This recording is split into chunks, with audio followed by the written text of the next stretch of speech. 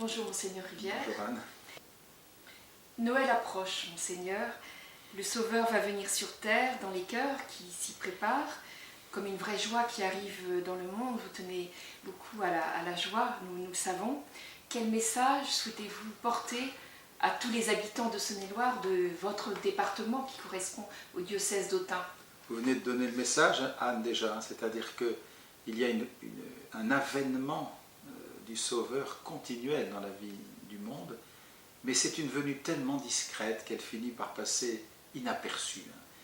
Et je dirais que si j'ai un souhait pour ce temps de Noël là, dans lequel nous entrons, et vraiment un souhait très large, vraiment pour tous, c'est le souhait premier que chacun se sache profondément reconnu dans sa singularité humaine. Beaucoup de personnes doutent de leur place dans le monde, dans la société, peut-être doutent d'elles-mêmes aussi. Je crois que la grande nouveauté de la foi, c'est cette confiance éperdue que Dieu met dans l'homme. Et du coup, cette reconnaissance, je la souhaite vraiment pour chacune d'entre vous qui nous écoutez là maintenant. Reconnaissance aussi de tout le bien qui se fait partout dans la société. Prenez par exemple l'accueil des migrants. On a beaucoup dit des choses qui ne sont pas vraies, quoi. Franchement, presque partout, dans des conditions raisonnables bien sûr, mais des gens se mobilisent pour accueillir des familles de migrants, des familles de réfugiés.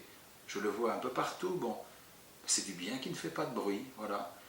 Un peu partout, des familles, des vies familiales, avec des hauts et des bas, envers et contre tout, continuent de marcher ensemble. Voilà le bien, quoi. Il faut reconnaître aussi tout cela. Et enfin, j'ajouterai une dernière souhait pour Noël, c'est peut-être que chacun de vous puisse prendre davantage un temps de méditation personnelle chaque jour. Voilà, plus il y a des choses à faire, plus il faut savoir s'arrêter. C'est la prière, ou pour ceux qui doutent du dialogue avec le Dieu vivant, disons c'est la réflexion calme avec soi-même. On descend dans son cœur pour faire silence, pour repasser notre vie, pour laisser s'apaiser aussi les colères, les ressentiments. Au fond, pour reposer notre vie en conscience. Alors, pour les croyants, c'est évidemment un merveilleux échange d'amitié avec le Seigneur.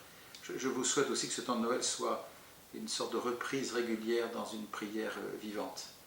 Voilà, puis je souhaite à ceux qui sont seuls et qui souffrent de trouver quelqu'un à qui apporter du réconfort. C'est en donnant qu'on reçoit, c'est souvent en allant vers les autres qu'on reçoit aussi pour soi-même.